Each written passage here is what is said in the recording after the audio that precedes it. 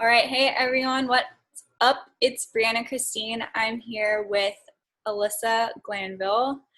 She has her own patron page, which I'm a patron of, Movement Addict. This is about as much dancing as we get to do, like just like this, through the computer these days. But one day we will meet back in real life and be our regular Movement Addict selves. And so, Alyssa, I really appreciate what you do on your page. Thank you. And it's nice that you have such affordable options for like someone that just needs to get their dance fix up to like, I'm really still trying to work on my dancing during this crazy time. So that's really awesome that you have all the different tiers. But that's not what we're here to talk about today. I'm super excited to talk about Enneagram, this new personality test that I didn't know existed until you brought it up to me a couple weeks ago. So yeah, thanks for joining me. Happy to be here. Thank you for having me. Yeah. Enneagram, let's talk about this for people who've never heard this like unusual but like very awesome test. Yeah. So the Enneagram, it is a basic personality typing test, and essentially it categorizes people into 9 different very basic types. It's not a scientific thing, but it's been really useful just to understand, for me, my basic personality typing, and then the people close to me, kind of their basic personality typings. And it's really cool to learn about and kind of dive into. Yeah, and it's fun because you and I are like the same, so the same personality. So I'm like, all right, so we've got 2 what we call 7s in Enneagram, and so we're both like these fun, joyous people that like basically avoid stress. Or at least this is what I learned about myself. Like I try to avoid pain at all costs. And it's interesting because it's something I noticed in my life, but it really, when you're reading about it, you just feel like, oh my gosh, I really am like that, aren't I? At least I'm not the only one. Yeah. I remember, because there's a podcast that I would recommend everyone check out called Sleeping at Last. And in the podcast, the guy running it, he writes songs that are appropriate for each Enneagram type. And in the podcast, he also has an author on it that is the author of a book called The Sacred Enneagram. And they talk about kind of each type. And I remember listening to 7, and it's like an hour-long podcast. I was listening to it on an airplane, and I just remember crying because I was like, holy crap, I feel super called out, but in a good way. Because it's just me learning so many things about myself that, like, some of which I knew and some of which I just maybe didn't want to know, but knew. Yeah. That's a good one. Since this will be on YouTube, I'll try to link everything into the notes on YouTube. So I took my Enneagram test on Truity, I believe. Truity. Okay. And that was the reason I liked that one, is it didn't ask for my email address and it still gave me my results. So it didn't give me all the feedback. I had to go to enneagramworldwide.com to get like the full picture, or like a better picture of what my type was like. So I'll also link those in the notes too. But one thing that I noticed is like there's the sort of like logo, but it's not really like a logo because it actually does mean something. All these lines that are pointing to all these different numbers. And so my understanding is that these lines indicate stress and security, or like I saw different things: contractive, expansive. How would you describe that, since you have a little bit more experience with this? Yeah. So I do have like a little bit more experience. I'm not an expert by any means, but my understanding, I'll talk a little bit about the structure of the diagram and some of the meanings in a little bit. But the diagram, if you've never seen it, it's a circle with a triangle in the middle, and then a bunch of random lines also in the middle of that. And essentially, when you find out what your basic number type is, you will have 2 lines kind of originating from that type that go to 2 different numbers. And each of those lines indicate a direction of integration and a direction of disintegration. So basically, as a 7, I believe I integrate into a 5. So that means when I'm like in my healthiest state, in my like growing state, I integrate to some of the similar traits of a type 5. When I'm in my stressed state or in my disintegrative state, I will disintegrate to a 1. So those are the 2 number types that I'm more likely to go towards. And yeah, they do indicate whether I'm going to be like getting healthier or like slightly stressed. And so then you can read up on those different number types to see like, what does a healthy 5 look like? Those are some of the traits I might have. What does an unhealthy 1 look like? Those are some of the traits I might have. Okay. I like that word that you use, the disintegration and the like integration. Yeah. I want to almost say ascension because it just feels like, but totally. the healthiest state. And then also just how it like plays into like that we're not so like, as much as I like love these personality types, it's like, it's not always meant to like put you in a box. It's just meant to help you navigate this crazy thing that called life. Right. And usually one of the things the experts will say is that you'll have a little bit of each type in you. Like we're very evolved humans. And so the chance of you having a little bit of every single one of the 9 types is pretty high, but you'll usually have one that is more prominent. Definitely. Yeah.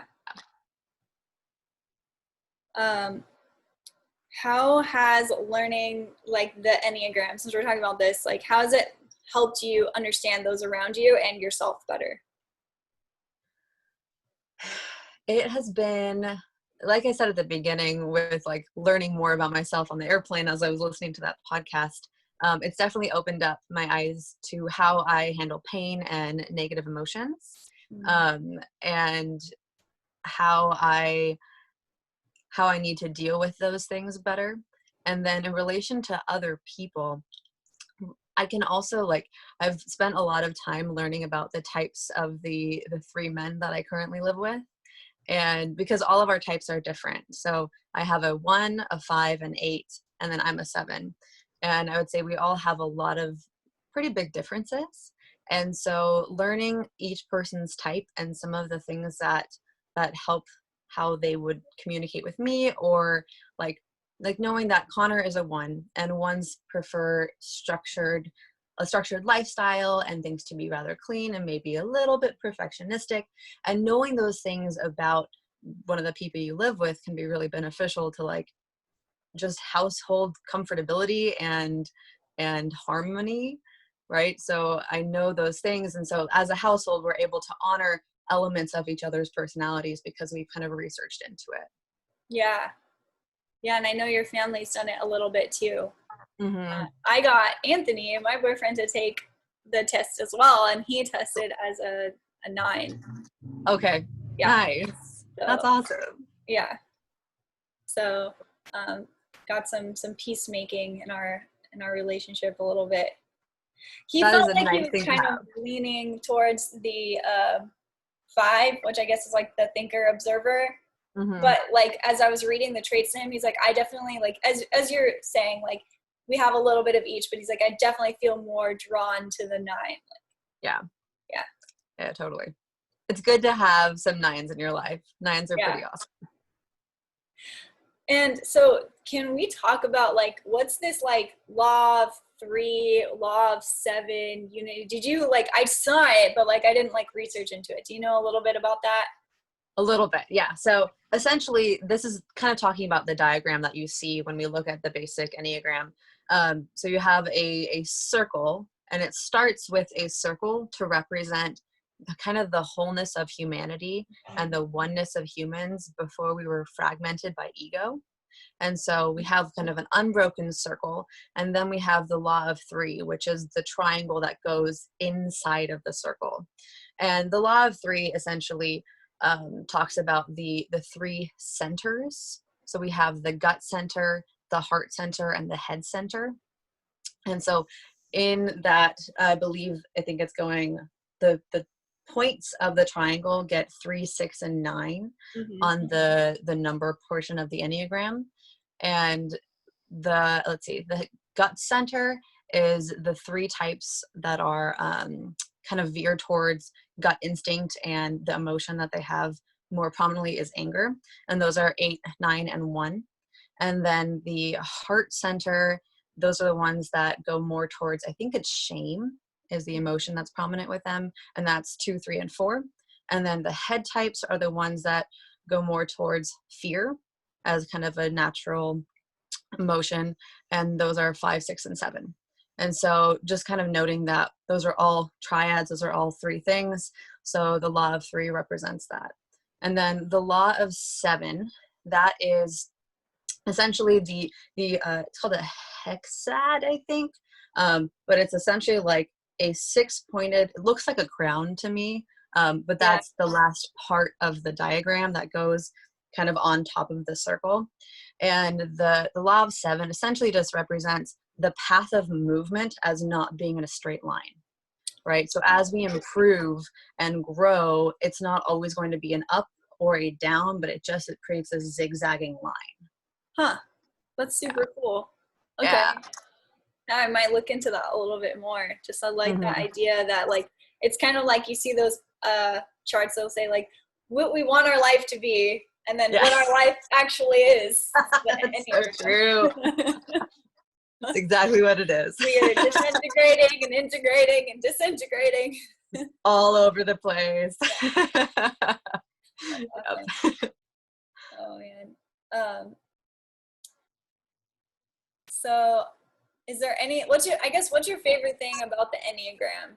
Like is there anything else you want to share about it that's favorite thing? It's really fun to just make little notes of like what types you think other people might be.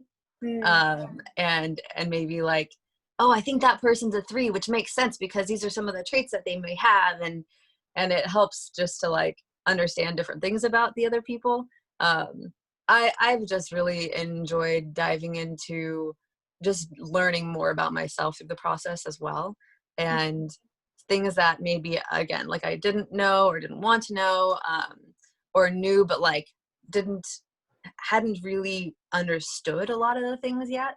So it's definitely been useful for relationships, but it's been really, really useful for just getting to know myself more.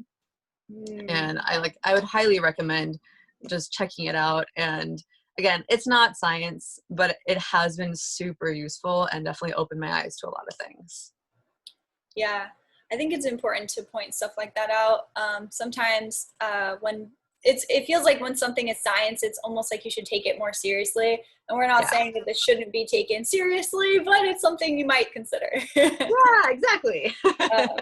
And for those on the video watching, might know I'm starting to like, as an illustrator, I've started to kind of transition to this like, how can I visually represent what I do more, right? So I talked a little bit about how I had this podcast for a long time. And so the transition that's happening right now is I'm trying to get the concepts that I used to talk about on the podcast to a visual medium. So for anyone listening to this call, or for anyone that's on Alyssa's Patreon channel, you'll have the opportunity to get journal pages that I made. You have to take the test. It's free. You can do it online. But once you take it, you can have access to this journal entry that I made, and you can it'll go through life lessons that are helpful for you, your strengths, your challenges, and it even goes into this is all free. You can access it on enneagramworldwide.com, how you can use that path to integration that we were talking about earlier, even body exercises like we talked about, the gut,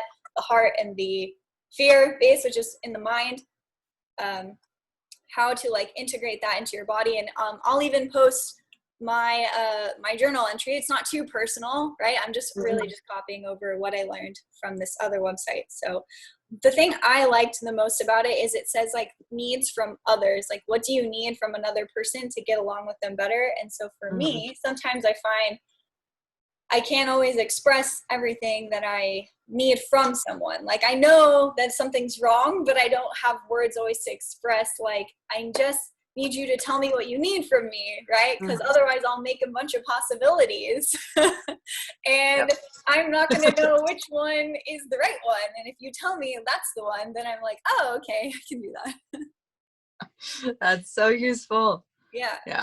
So For everyone listening, they'll have access to that. And before we wrap up, I guess I'll just say one thing that I found really helpful for the Enneagram is like, okay, so like sometimes I think people, they get these tests and they're like, well, so what? You're putting me in the box. I'm a 7. So what? Like, what do I do with this information? Like, sometimes people just maybe use it as an excuse. Like, I can't focus. I'm a 7. Right.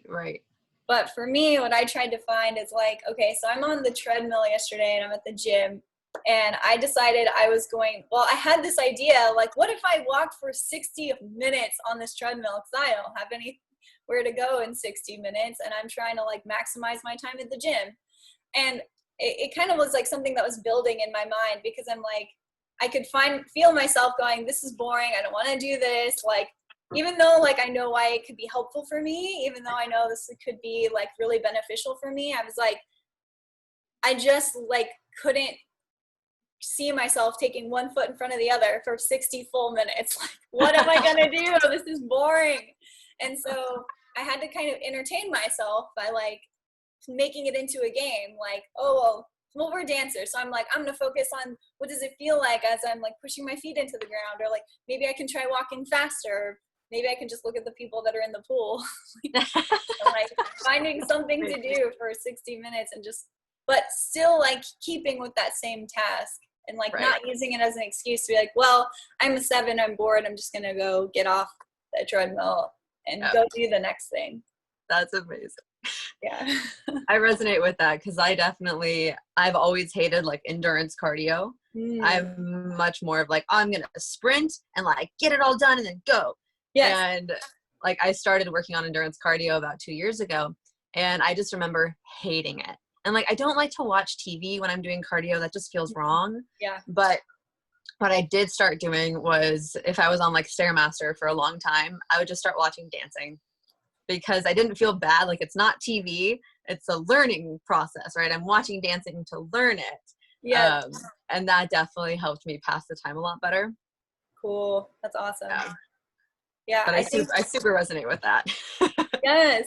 And I feel like getting to know, if you can convince your family members, I don't think it's too hard of a thing to do. It's a 5-minute test. It's kind of fun to like get to know each other. And when you get your family members to join in on this, it's a fun thing to like get to know them better and build relationships with them, as we've talked about. So, Alyssa, thank you for joining with me on this conversation. Do you have any other questions for me?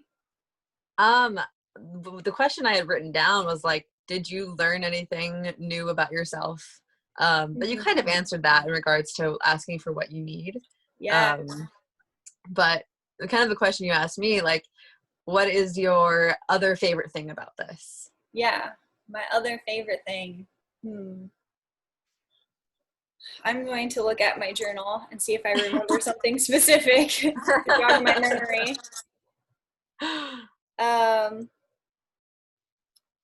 I guess my favorite thing was as it relates to the body. Like, even though it's something I've been studying for a little while, like really I took a break from dancing for a long time. I was in high school and then took a break in college and then came back. And I found that I was completely unengaged with my body at all. And so it made sense to me that I would like fall into this like mind category. I'm like looking at my little journal piece right here. Oh, it's awesome. Thanks. So like it makes sense to me that I would fall into that category. And for me, it was helpful to have another medium that said, keep grounding. Like, you've started practicing this grounding, keep practicing that grounding. It's going to be essential for your type. So that was really cool to just see that like resonated again. Yeah. Oh, that's awesome. Yeah.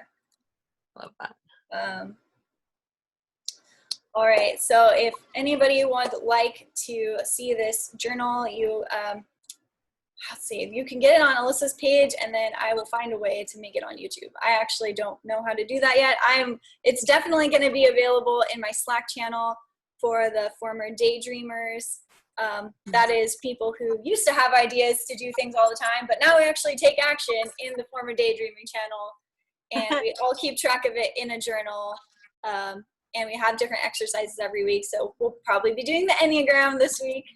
Thank you for the inspiration, Alyssa. Happy to. Everyone watching can also go to Alyssa's amazing page, and if you either want to move or you just want to watch amazing movement, you could go watch Alyssa. Thank you so much. Thank you for having me, Briana. You're welcome. All right. Thanks again, Alyssa. Yeah.